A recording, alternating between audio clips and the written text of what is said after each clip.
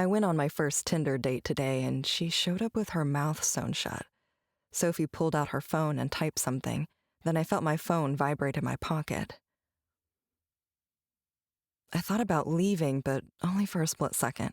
When I saw the cheerful way she was looking at me, I thought, why not? Should we order something?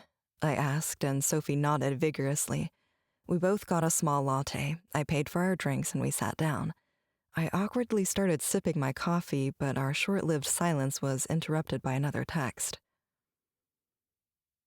I looked up from my phone, and Sophie was puffing out her lips. I snorted.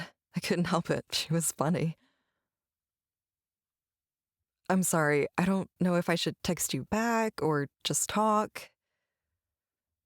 I was nervous, so I started talking about myself. Sophie smiled and nodded attentively the whole time. She looked so freaking cute. Can I ask you something? Why the coffee shop if you can't? I pointed to my lips. That made sense. The shop did smell amazing. Sophie put her nose over her coffee cup, then sucked in like she was snorting a line. I burst out laughing. But it wasn't lame. In fact, this was the nicest date I'd ever been on. Would it be weird to tell her that? Sophie and I talked for 3 amazing hours. I really didn't want to leave, but I had to get to work. It won't hurt, will it?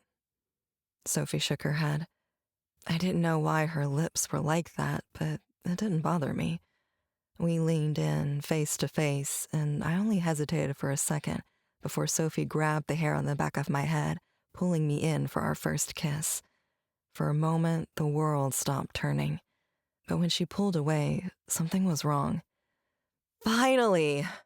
Sophie rejoiced. I wanted to say something, but I couldn't. My mouth was sewn shut. Sophie smiled a toothy grin as she stood up to leave. Call me if you can get rid of those stitches. I really enjoyed our date.